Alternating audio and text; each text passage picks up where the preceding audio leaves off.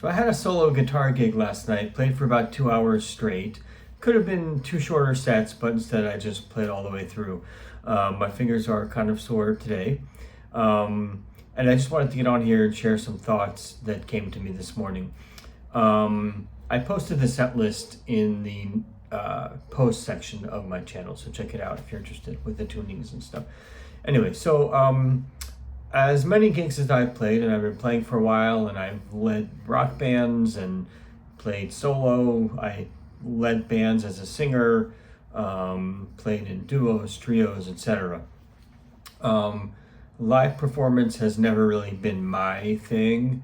And so these days I typically just book gigs that I want to play and that can really just give me sort of deadlines and goals for myself to work on new repertoire, refresh old repertoire, and kind of force me to finish original songs, and just get out there and see friends and fans and be out there playing. And there's really no substitute for playing music in front of people, both as a player and of course as an audience member, but I'm thinking mainly as a player. Even if it's just one person, there's something different about playing whatever you're working on in front of somebody who's actively listening, to really kind of bring out weak spots, strong points, etc. Anyway, here are some thoughts. For this particular gig, I pushed myself to learn 3 new songs. 2 traditional Irish songs arranged by Pierre Bensusan in DADGAD tuning. One is called Merrily Kiss the Quaker, and one's called Cunla. And then the third song is a harp tune called Lady St. John by Irish composer from the late 17th century. And this arrangement is by a guy named Bullock, and the composer's name is Turlough O'Carroll, and I love his music, great melodies, and they just happen to sit really well on the guitar. Anyway, some little takeaways were the Lady St. John piece feels great, and it's just beautiful, it's fun to play. I feel like I really can kind of get in the music and enjoy playing it, bring out the best parts of the music, etc.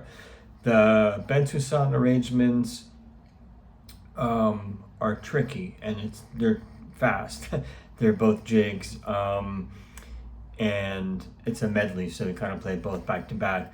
But anyway, it's all pretty solid except for the sort of outro of Cunla, which is just tricky, and I need to practice it more.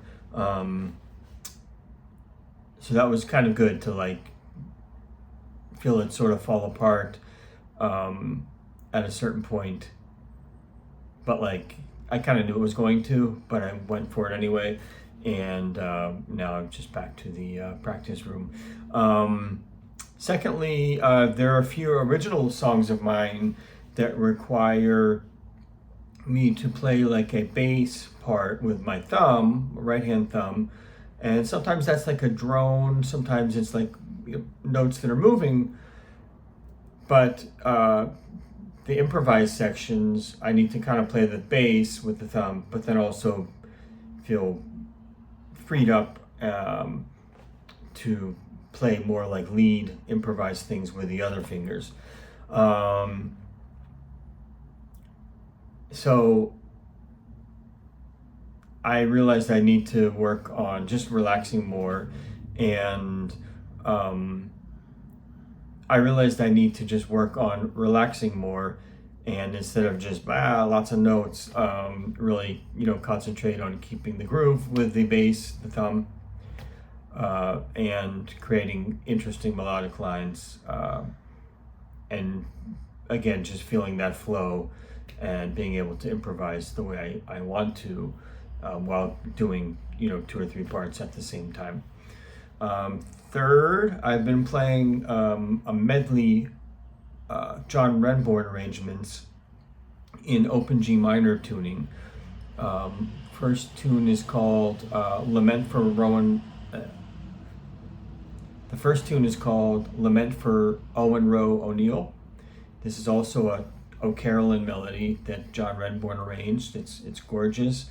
Then the Mist-Covered Mountains of Home, which is a traditional tune, and finally The Orphan, which is a jig. And these are songs I've loved for a long time. They're from Renbourn's The Black Balloon record. And these tunes are an example of me sort of just picking something that I think I'll never be able to play, but then forcing myself to learn it. And I'm glad I did. I definitely pushed myself, stretched myself. But they still don't feel natural when I'm playing them. Sometimes I feel like I'm just sort of going through the motions, and like it's more like about putting my fingers in the right places and playing the right notes at the right time and this kind of thing, versus really being in the music and in the flow, let's say, which to me is important. To sort of get out of my head and really enjoy playing and the music. So I'm not sure what this means in terms of these songs, if I continue to play them live, or maybe it's just for my own enjoyment. But I do think there's always a value in pushing yourself to learn things that you want to learn and that sound good to you. And that you enjoy listening to and playing, even if it's just learning new techniques, new tunings, etc. So ultimately, I think that's what it's about. Is taking these various influences that you have, and we all have our unique influences or backgrounds, and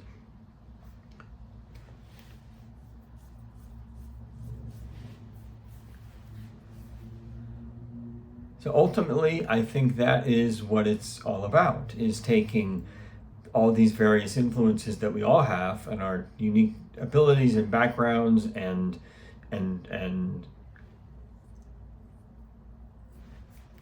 so ultimately, I think that is what it's all about, is taking our various influences and backgrounds and our unique abilities and our limitations even, and creating what is our own unique musical voice. So that's it. Thanks for listening.